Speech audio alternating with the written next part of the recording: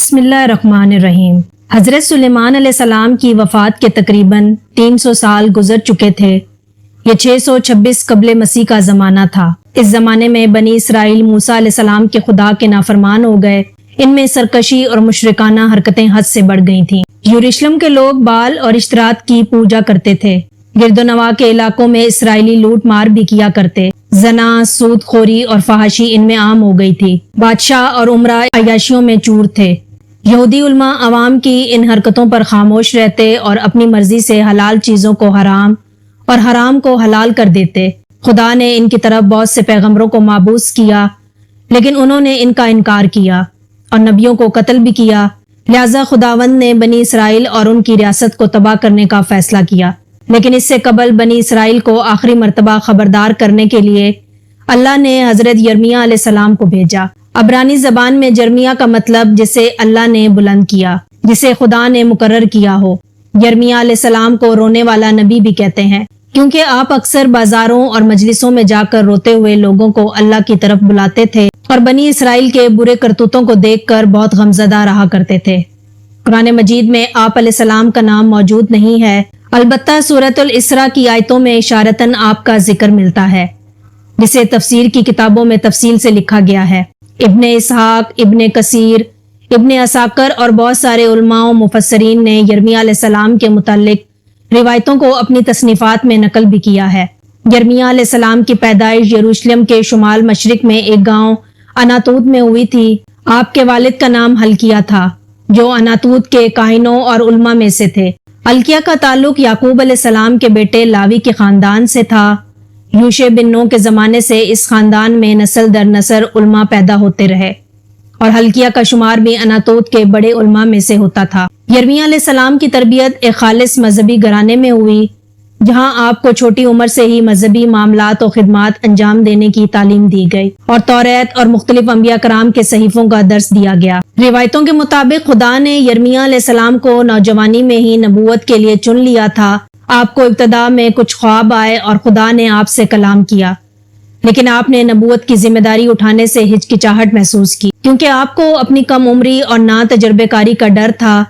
لیکن جب خدا نے آپ کو یقین دلایا کہ وہ ہمیشہ آپ کے ساتھ رہے گا اور آپ کو دعوت دین کے کام میں بولنے کے لیے مناسب الفاظ عطا کرے گا، تو آپ بنی اسرائیل کی اصلاح اور خدا کے پیغام کو عام کرنے کے اس عظیم کام کے لیے کمر بستہ ہو گئے۔ حضرت یرمیہ علیہ السلام نے بنی اسرائیل کو بار بار خبردار کیا کہ انہوں نے اگر یہ شرک و کفر نہ چھوڑا اور اپنے گناہوں اور برائیوں سے توبہ نہ کیا تو انہیں سخت سزاؤں اور عذاب کا سامنا کرنا پڑے گا۔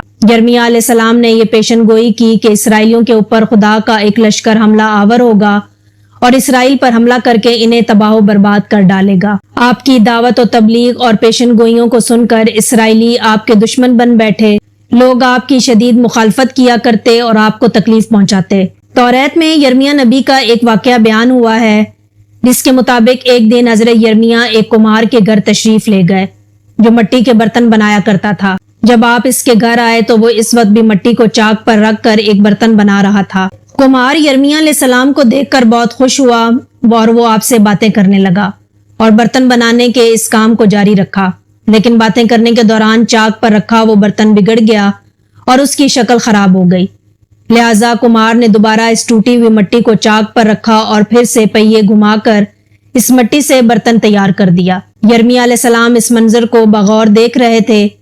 اس وقت خداوند کی طرف سے وحی آئی کہ اے بنی اسرائیل، کیا میں اس کمہار کی طرح تم سے سلوک نہیں کر سکتا ہوں؟ دیکھو، جس طرح مٹی کمہار کے ہاتھوں میں ہے، اسی طرح اے بنی اسرائیل تم بھی میرے ہاتھوں میں ہو۔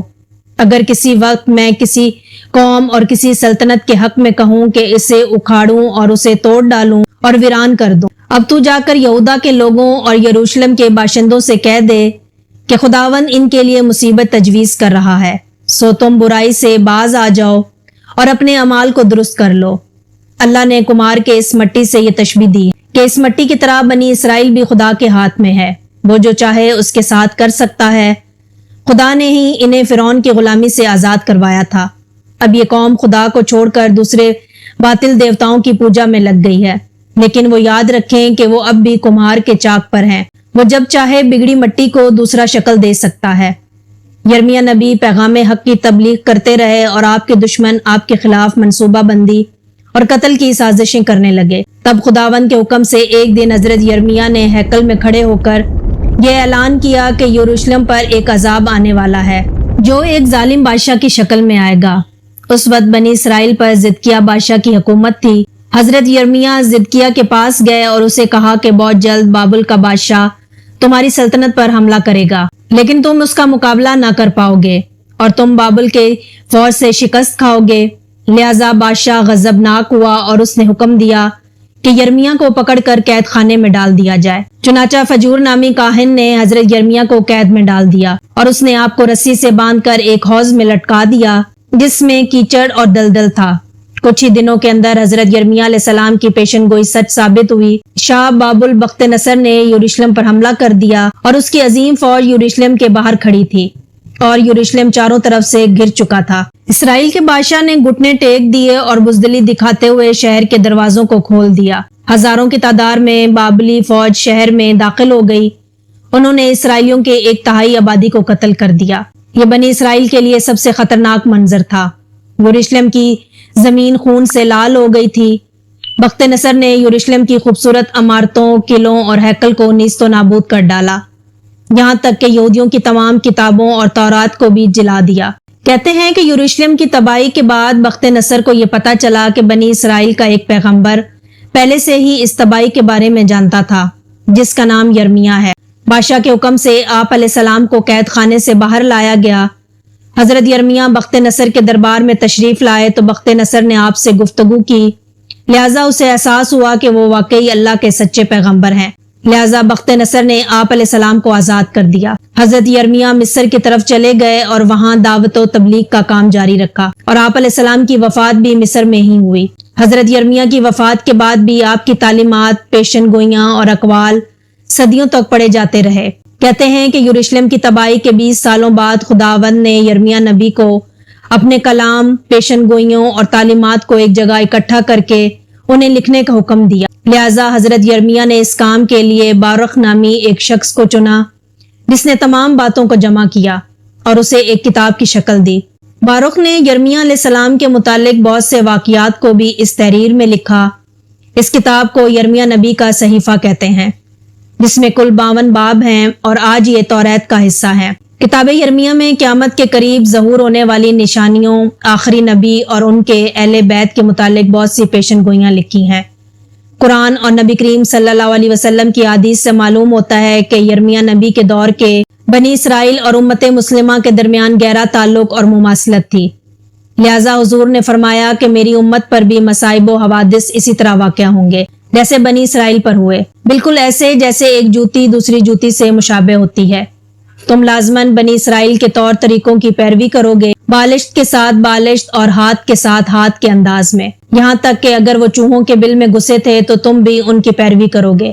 یرمیہ علیہ السلام کے دور میں یہودیوں کی نافرمانی اور سرکشی کے نتیجے میں بخت نصر نے یروشلم پر حملہ کر کے انہیں نیست و نابود کیا۔ مسیح علیہ السلام کے زمانے میں کفر و شرک اور آپ کو سولی دینے کے جرم میں رومیوں نے یہودیوں کو کیڑے مکوڑوں کی طرح کچل ڈالا اور 20ویں صدی میں ہٹلر کے ہاتھوں یہودیوں کی پٹائی ہوئی۔ یہ تاریخی اتار چڑھاؤ اس اصول کو صاف واضح کرتی ہے کہ جب جب قومیں نافرمان ہوئی، اللہ کی طرف سے دوسری قومیں ان پر مسلط کر دی گئیں جنہوں نے انہیں نیست و نابود کر دیا۔ جیسے عاد و سمود، قوم نوح اور قوم لوط پر اللہ نے آسمانی عذاب نازل کیا تھا، بالکل ویسے ہی دوسری اقوام کا حملہ ہی بنی اسرائیل کے لیے عذاب اور قہر کی ایک شکل تھی۔ امت مسلمہ کی 1400 سالہ تاریخ کا عروج و زوال ہمیں بنی اسرائیل کی تاریخ کا ایک آئینہ معلوم ہوتی ہے۔